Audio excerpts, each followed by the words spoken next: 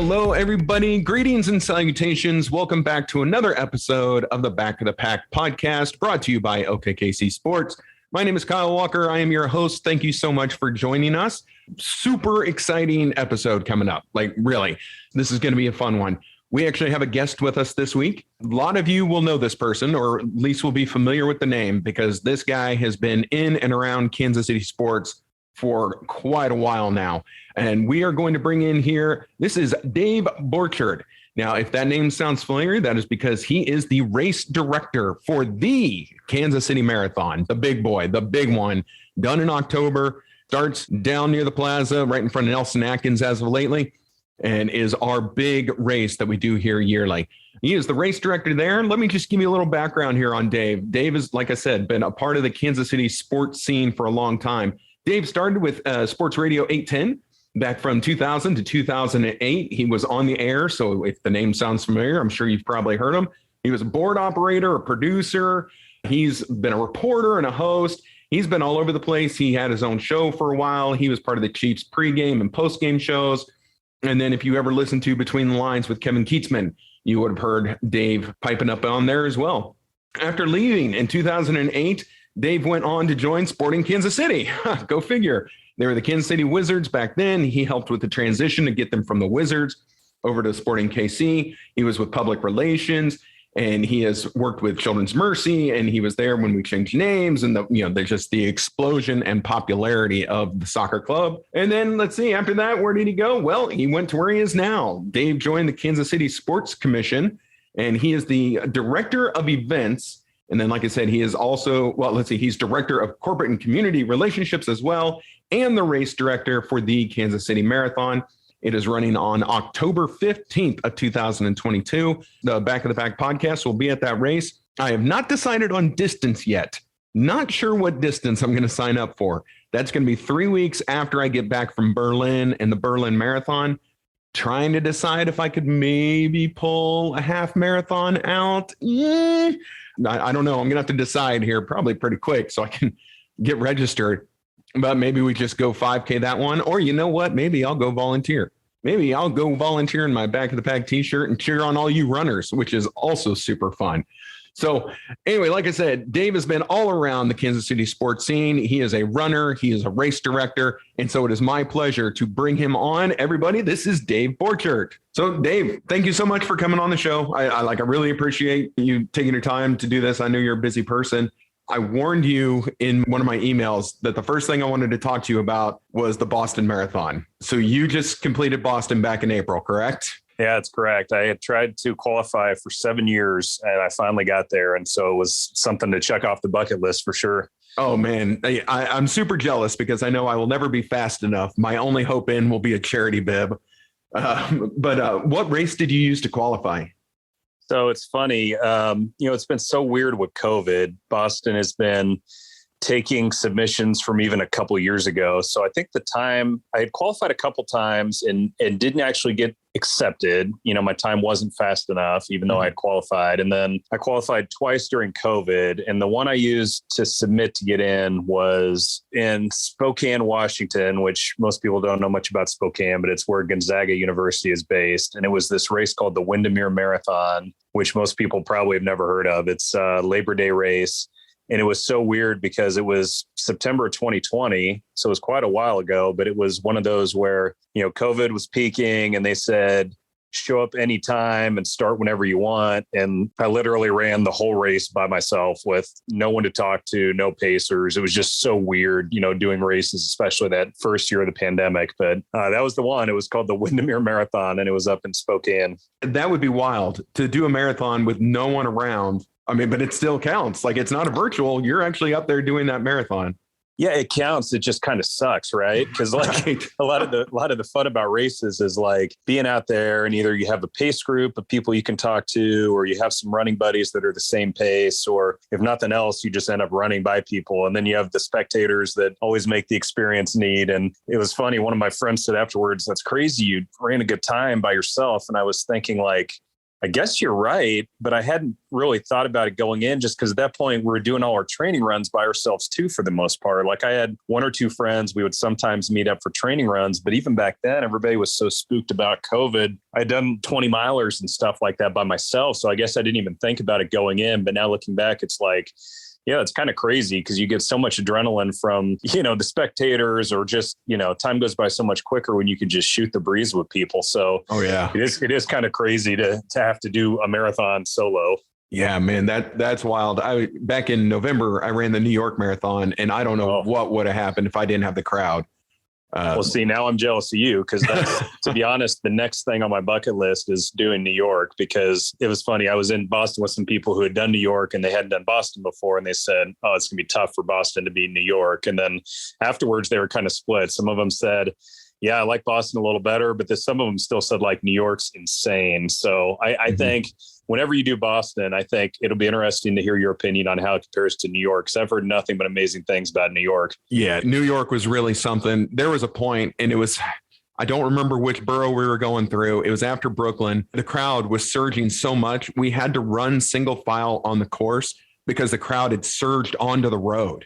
Oh my gosh. You couldn't get through them except for this one single file line, and people were just going nuts. I mean, it was a huge party. So I've done New York and Chicago. I can't say, both cities are great and I love both cities, but so far New York has blown everybody away.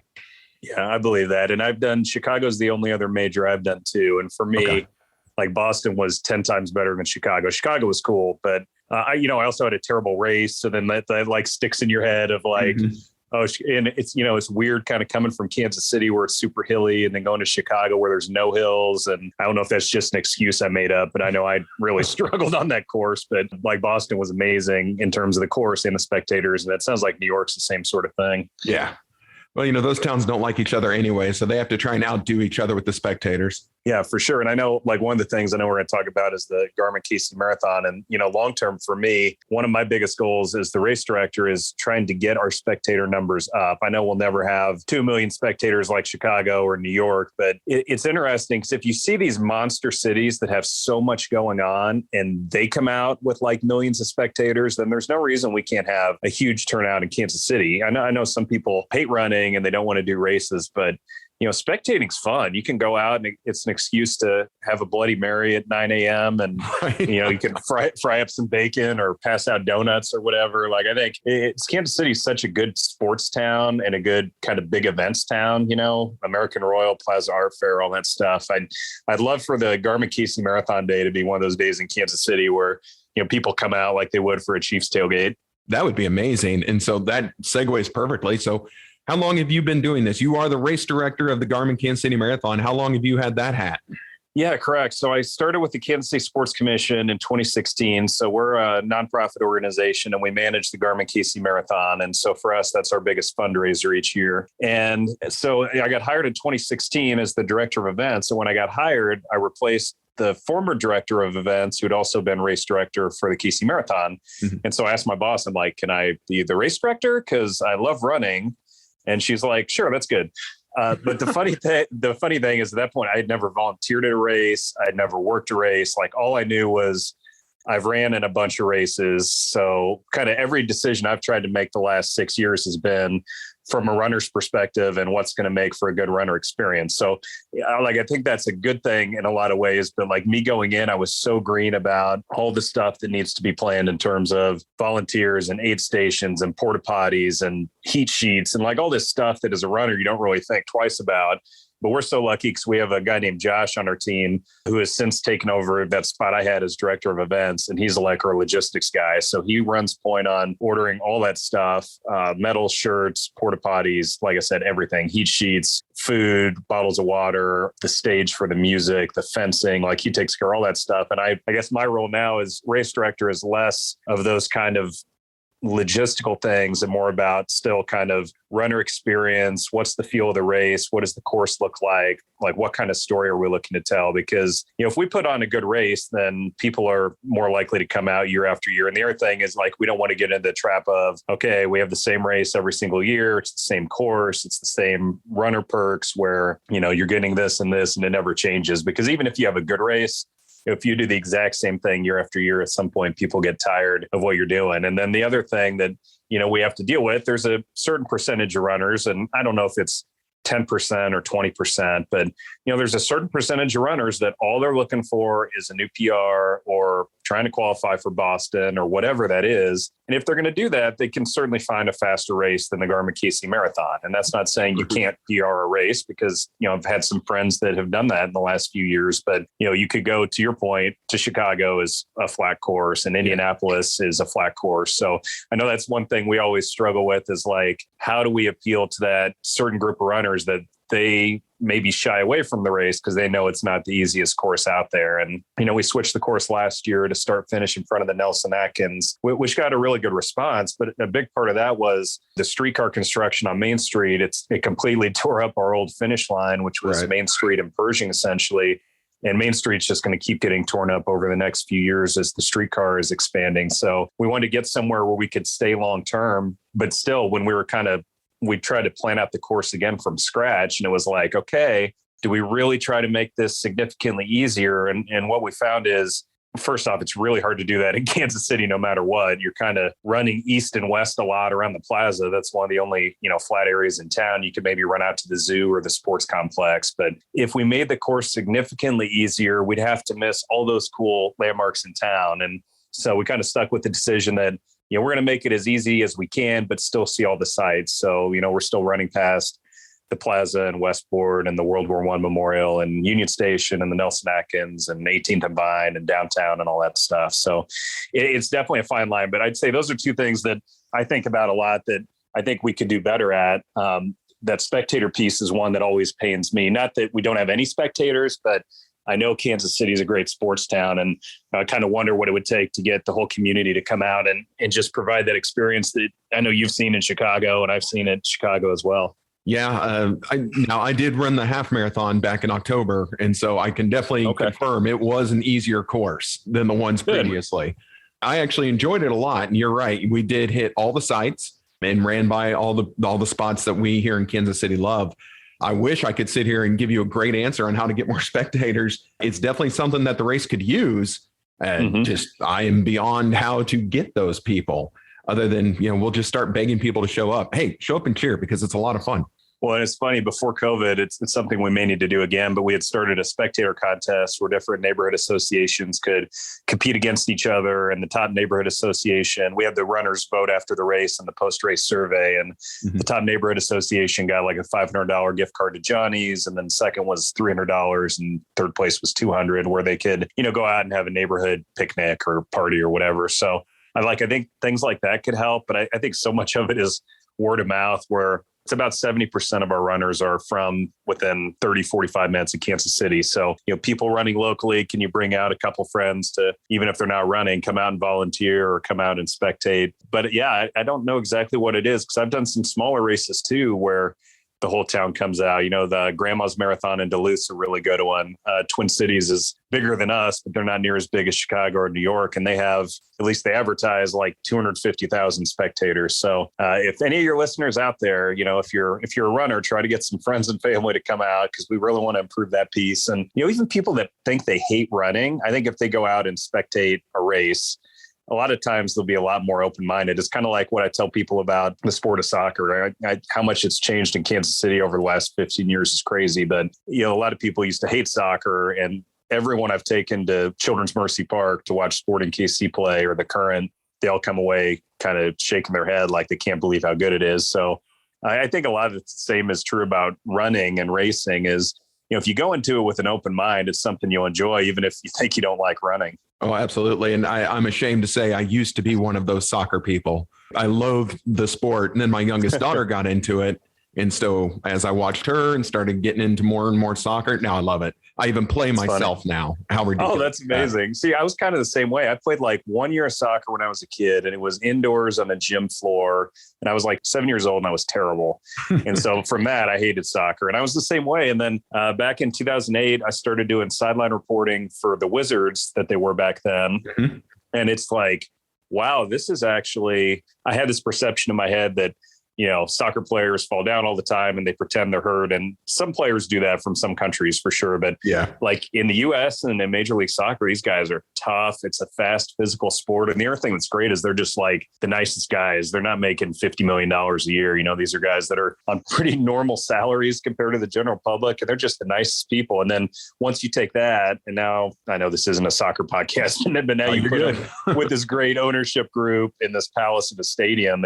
And their whole brand is kind of like what we try to do with the race. It's like all Kansas City. Everything they do is about the city and how they're representing KC. And they've done such a good job building it up. And so that's the other big thing for us at the Sports Commission. We just found out about 2 weeks ago that we're getting the World Cup games in Kansas City. So that was we are. Yeah, oh my gosh, are. That was a huge win. So now FIFA's coming here sometime between mid-July and mid-August for a site visit. And then I think we're going to have to start hiring some folks because 2026 will be here before we know it. It's going to be crazy. But that was, so now it's funny. Like when I was 10 years old, I would have told you I don't like soccer and I hate running. And now I love both those things. So it's funny how things change. No, same boat. I ran my first race at 30 years old. And then I was a 40-year-old rookie on our mutual friend, Ben, on his soccer team. So that's awesome. I'm late in life to a lot of this stuff, but if you ever need a substitute on that soccer team, let me know because I can offer no soccer skill, but I feel like I have knowledge of the game and I have ability to run. So that's what I got. Oh, they let me play and I'm terrible. I know I'm terrible. Again, I didn't play until I was 40 years old. So now I play goalie for them. And just Tuesday night, I got lit up and played like garbage, but they let me come back every week. So it's great. That's funny. But I'm so excited about the World Cup, but we'll try not to digress too much down that road. Except a buddy of mine, he asked, he's like, we're going to this, right? Like, of course we are. Well, what about ticket cost? It doesn't matter. Like right. to say we're going to go to a World Cup game would be something. But anyway.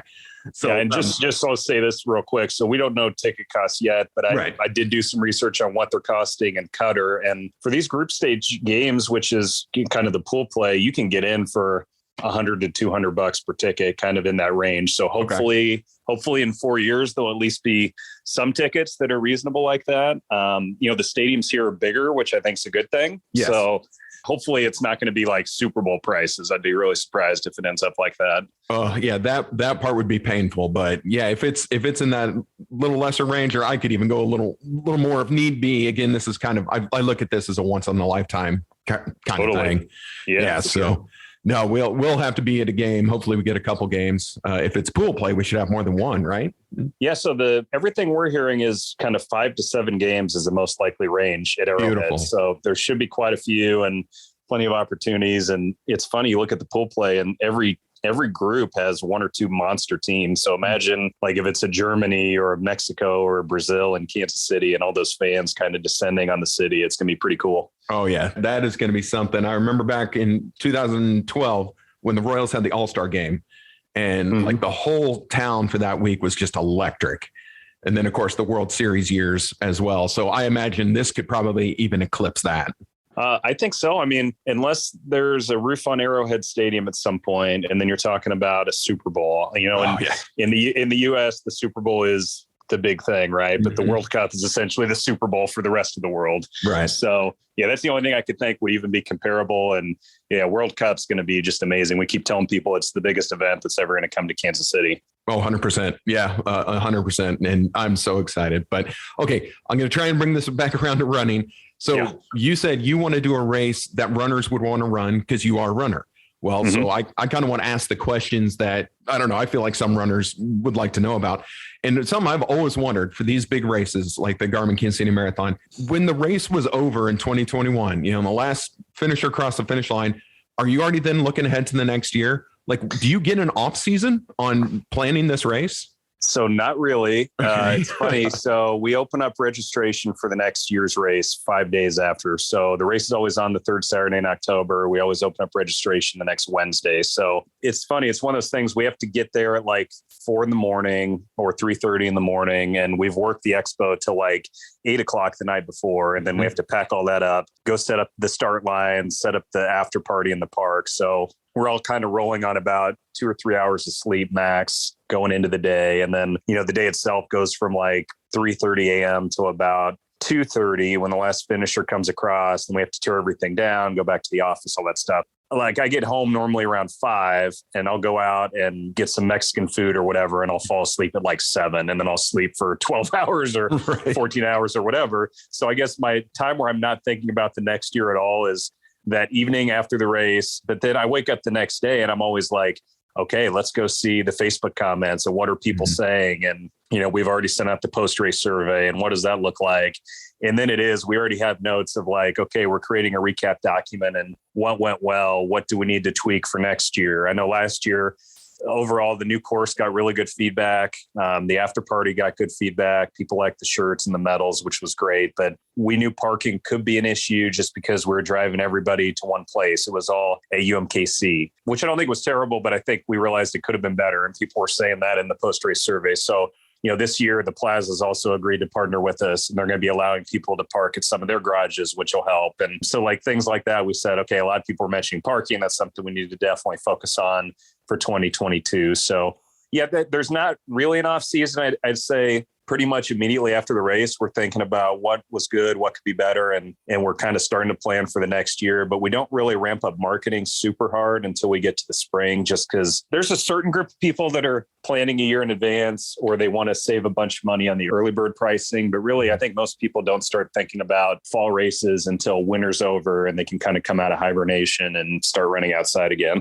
Yeah, that's for sure. And then, after that, people have signed up. We're already into the training schedule for Garmin, aren't we? Yeah. So the 16-week, I know most people either do 3 months or 4 months. So the 4-month training plan kicked off late June, and then the 12-week training plan, the 3-month plan, kicks off right around July 24th, I think. So okay. Yeah, it's crazy to think it's already here. This year's just flown by as, we've kind of gotten back towards fairly normal life, it seems like, especially in terms of races are back, and there haven't been any issues with super spreader races as far as I know. So that's been really good. But yeah, we're kind of right in the middle. So if people haven't started training for this year's Garmin KC Marathon, you probably want to look at July 24th is that next date where you could get at least 12 good weeks of training. And in some ways it's really rough to train during the summer because the heat stinks and it takes, 2 or 3 weeks to really get acclimated to it. But yeah, I keep telling people you get the benefit in the fall. Like when you train in 80 degrees and 90 degrees, when you go out on October 15th and it's 50 degrees or whatever race morning, you just feel like you can run forever. So there is a big benefit to these fall races if you can just get through and tough out that summer training. Yeah, summer training is brutal. I'm in it right now. 3 weeks before Kansas City, I'm running the Berlin Marathon.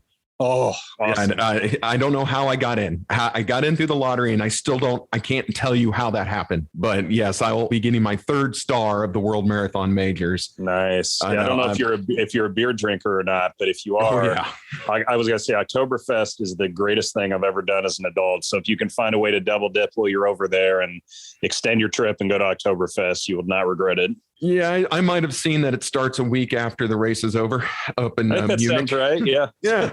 Yeah, that sounds unfortunate. But yeah, so I'm super stoked. So I haven't decided what distance I'm going to do for Garmin for the Kansas City Marathon, but I've got to do something. Or this might be the year I decide to volunteer, kind of see how the other half lives. Because like you, I've never volunteered at a race before. Yeah, I'll tell you, volunteering is really fun. I think especially if you could get on one of those aid station crews, I think that's a ton of fun because it's super fast paced and high energy, and the runners are very appreciative of the volunteers out there. But even if you're I shouldn't say just a course monitor, it's actually probably our most important volunteer role, keeping cars from driving onto the course. And also it's like a 1-person cheer zone too, which is cool. So you can certainly come out with your cowbell or your kazoo or whatever and, cheer on the runners. My dad did that a couple of years ago and he couldn't believe it when like the first runner came by for the marathon. He was down near like Brookside or whatever. And it's just like those first people that come by with the police officers leading the way and they're just absolutely flying. And then 2 or 3 hours later, you see the last place person coming through. And it's kind of equally inspiring to see one person who's going so fast and one person that, it's not easy for them, but they're going the exact same distance as the winner. And I think that's really one of the coolest things about running is, when you do Berlin, you're going to be out there with, I assume, someone who's ran a sub 2-hour marathon, which is crazy, but you guys are doing the exact same distance that day. And that's pretty cool. I mean, we could never go out and play in an NFL game with Patrick Mahomes, but you could go run out and run a marathon on the same course as Meb Keflezighi. So I think that's one of the coolest things about running. Oh, absolutely. One of the reasons I love it. One of the reasons we even, started this podcast, but yeah, if I volunteer, I want to be one of the last 2 aid stations for the full marathoners, because, and I want to be there for the people after the crowds have gone home, and, the back of the Packers, hey, and be the one that helps to cheer them to the finish line. Because I mean, those are the ones that I love the most, because you can see they're struggling and how bad they're hurting. And so any encouragement to get them across the finish line is. Well, dude, I know we're spitballing here live on the podcast, but we've even talked internally about, we really want to celebrate the back of the Packers and those people finishing in the last hour where there's not as many spectators at the finish line. Like, maybe you could recruit some of your crew to come out, and maybe you guys ramp up the finish line spectators the last hour or something. Like, it's not a formal volunteer role, but like, that's something that we think would provide value that might be something you'd enjoy. Oh, put me down for that. I am in. And if any of my listeners aren't doing that race, we're going to come out. I'm in on this one. That sounds great. Cool. Yeah, that's great. Well, yeah, we can just have you show up around like 12 o'clock or something when it starts to thin out, and we can give you and the crew some of those delicious pulled pork sandwiches and keep you hydrated with a Boulevard beer or whatever while you hang out. I love it. Pretty cool. Yeah, no, I'm in on that one. And look, I know you are a busy man and you've got stuff coming up. I'm trying to keep my eye on the clock for you, because I know you got other things. Hey, well, let's talk again soon. I mean, we can keep talking for a few minutes, but anytime you want to have me on, just let me know. Oh, dude, you are welcome here anytime. And then you also have a podcast, so go ahead and pimp that out real quick. Yeah, so Garmin Kansas City Marathon monthly podcast. It's available on the Sports Radio 810 website, but if you just go to our Facebook page at Kansas City Marathon, you can find those, and it also goes out in our monthly emails. So we put those out again, kind of starting in the spring when we ramp up our marketing. And like I said, I have a history in broadcasting, so I figured that could be a fun way to kind of do something unique that a lot of races don't do. So really, it's like the monthly email on steroids, where we're interviewing if we have an elite runner coming to town, we're interviewing that person. We'll highlight some sponsors that might be of interest to the runners. So this month we had someone from Garmin who was talking about their new products they announced on Global Running Day. And we had someone from Heartland Coca-Cola, one of our sponsors, who was talking about the different products that might appeal to runners. So Core Power, Powerade, Fairlife, things like that could help with recovery and hydration or protein intake and things like that.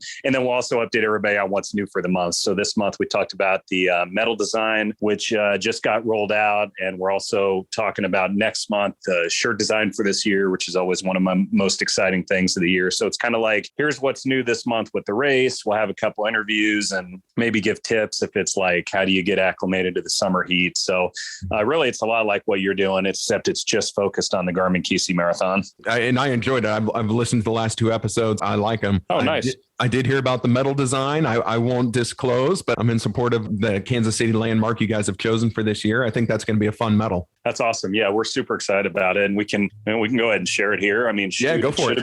It should have been already out in emails, but I honestly don't know if we've sent it out or not. But yeah, so this year is just going to be focused around the iconic shuttlecocks there at the Nelson Atkins. So we have 2 different shuttlecocks is really the primary part of the medal, with kind of some motion lines that would simulate runners running, and then the Garmin Kansas City Marathon logos at the bottom. So it's a pretty sharp medal. And yeah, so definitely check that out as well on social media. But we think people will like that a lot. I think anytime we can incorporate Kansas City or iconic Kansas City landmarks into the medal, I think people will like it. And I think this year will be one that people really enjoy. And you said it has a kickstand. It does. So that's the thing. I mentioned that Windermere Marathon. And so that's the race where I got a medal with the kickstand, and I never seen that before. So essentially it's like the back of a picture frame, where I've always had trouble. I eventually bought something to hang on my wall that's a medal hanger, but I'd always get my race medals and I'd throw them in my dresser drawer because I didn't know what to do with them. And for this one, you can just pop it out. And now my Windermere Marathon medal is on my desk at work. So I see it every day, but you can put it up on your shelf at home or your desk. And it's kind of just a reminder of that great race you had. So yeah, we're really excited. As far as I know, we're the first race in Kansas City that'll have a kickstand on the back of the medal. So we think that's pretty cool.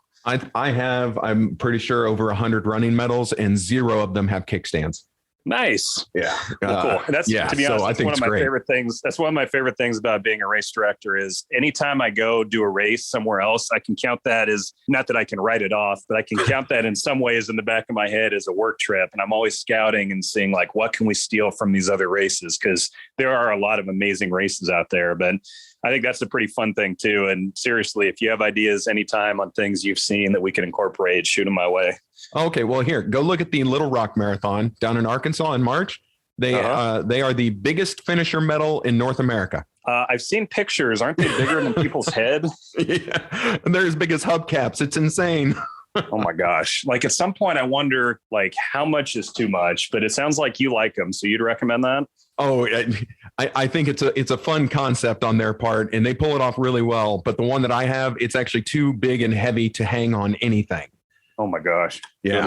It would break your metal hanger on the wall. Oh, absolutely. It'll rip it out of the wall. It's so heavy. It's fun. And I applaud them for what they do. But no, I think we're good up here on those.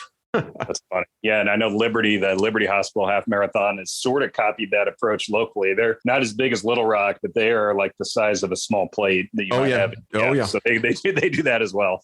Yeah. They keep getting bigger with their medal as well. I think I've only missed that race one year and yeah, they're just getting bigger and bigger, but yeah, some people are getting a little overboard, but that's okay. I kind of like it. Yeah. We always talk about that too. Like if you go down that road, then at some point, like, not only does it cost a ton of money to produce, but like at some point, like you said, it's too big to even hang it up. So we always try to have an above average size medal, but then we're like, we just need a killer design each year. That's something that people are really going to want to show that photo off. Yeah. And whenever you can incorporate the city in which you're running, especially here in Kansas City, get one of our historic landmarks, then you've won in my book. Yeah. Well, good. Yeah. Well, I think people will like this year. And even if you don't run, we'll find a way to get you a medal if you're out there at spectating at the end for us. I love it. I'm definitely in on that. I'll be out there going nuts for the people at the end of the full marathon because I know they're hurting. Cool. Well, I'm serious. Like, let's follow up and let's figure it out because I think that'd be a lot of fun. Yep, for sure. And we're absolutely going to have you on the show again. And I really appreciate your time. And again, I know you got to run. So everyone, thank you. And thank you, Dave, so much for coming on the show. And we're going to absolutely do this again. Yeah, that sounds good, Kyle. Call me anytime. Okay.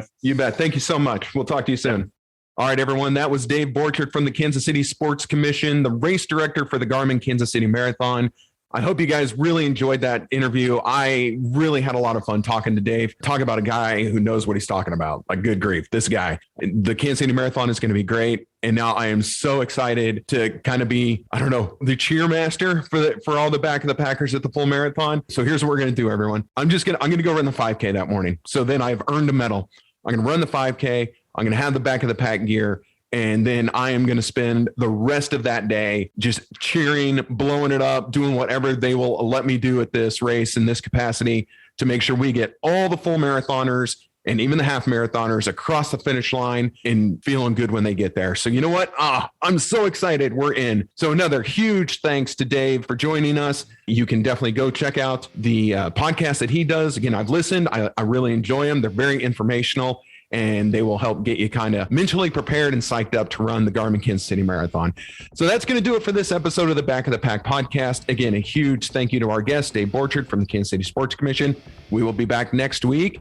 I don't know if there's any races. I don't know what we're going to talk about, but you know what? We're going to figure it out. So thank you. I am Kyle Walker. I am the host of the Back of the Pack podcast. We are brought to you by OKKC Sports. This show is produced by the lovely and talented Katie O'Neill, and we will see you next week. Have a great weekend, everybody.